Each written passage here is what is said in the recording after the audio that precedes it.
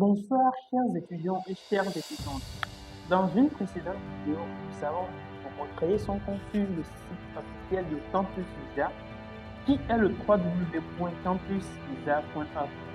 Alors, dans la deuxième vidéo, nous allons avancer avec la procédure Campus Visa et cette procédure est subdivisée en 5 grandes étapes, à savoir la première étape qui concerne les informations personnelles, la deuxième étape qui concerne le cursus académique, la troisième étape qui concerne le pays de destination, la quatrième étape qui concerne le choix de la formation, puis la dernière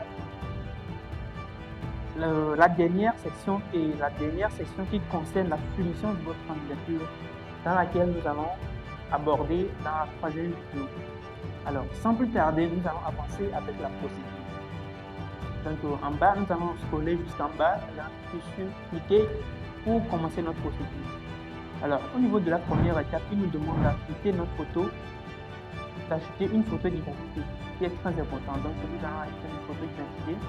Et donc, il va falloir choisir une très bonne photo, une photo bien propre à nous, une photo professionnelle et bien propre, et bien claire et bien lisible. Donc, pour la photo d'identité,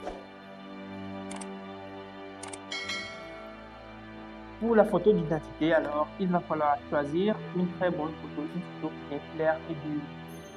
Nous allons enregistrer. Ensuite, nous allons avancer avec la procédure. Et au niveau de la deuxième étape qui concerne les informations personnelles, il va falloir ajouter notre nationalité. Donc, on va ajouter notre nationalité. À part les informations personnelles que nous avons déjà renseignées au niveau de la première vidéo, dans cette partie, il va falloir maintenant ajouter notre nationalité, puis notre vidéo résidence. Ensuite, mettre à jour les informations de nos parents, soit de nos tuteurs. Ensuite, ajouter également l'indicatif du numéro de téléphone de notre tuteur, puis le numéro de téléphone de notre tuteur. Après avoir ajouté toutes ces informations, nous allons avancer avec la troisième étape qui concerne le cursus académique. Et au niveau du cursus académique, nous avons quelques documents en amont que nous devons avoir à notre disposition. Et comme vous pouvez le voir, il me dit ici que d'après votre niveau d'études enseigné dans l'étape 1, vous avez déjà le bac. Sur ce, voici ce que vous devez faire. Donc, il va falloir lire ce petit notice avant d'avancer dans la prochaine étape. Et donc, il me demande de joindre mon CV. Donc, je dois préparer mon CV, de renseigner ma formation actuelle avec une attestation d'inscription comme justificatif. De joindre également mon relevé de notes du bac 2 avec l'année d'obtention. Ensuite, d'ajouter également mon relevé de notes, vu que je viens d'avoir le bac.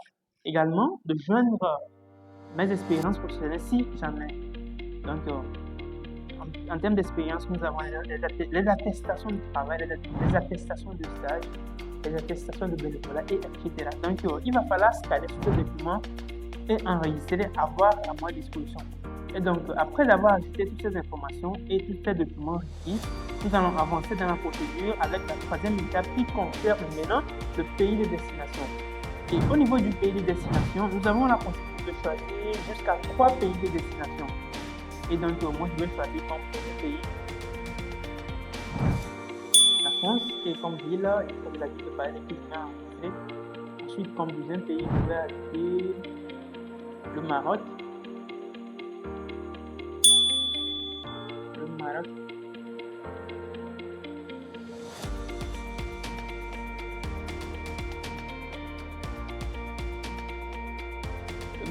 Et comme deuxième pays, je vais ajouter la ville de Marrakech, que je vais enregistrer. Et donc, après avoir ajouté nos 3 pays de destination, nous allons avancer avec la quatrième partie qui concerne le choix de la formation. Et au niveau du choix des formations, nous avons la possibilité de choisir 3 formations. Donc, moi, à mon niveau actuellement, je n'ai que 2 formations. La première formation qui concerne l'informatique et la deuxième concerne la cybersécurité. Et donc, à votre niveau, il va falloir ajouter la formation qui vous intéresse à votre niveau. Et nous allons avancer, après avoir ajouté toutes les formations requises, nous allons avancer avec la 5e étape qui concerne la soumission de votre candidature. Et au niveau de la 5e étape, nous allons aborder cette dernière étape lors de la prochaine vidéo. Sur ce, si vous avez des soucis avec la création de votre compte, si vous avez des soucis avec votre avec le processus, n'hésitez pas à nous écrire. Nous serons ravis de vous assister et de vous aider à avancer dans votre procédure. Nous vous remercions.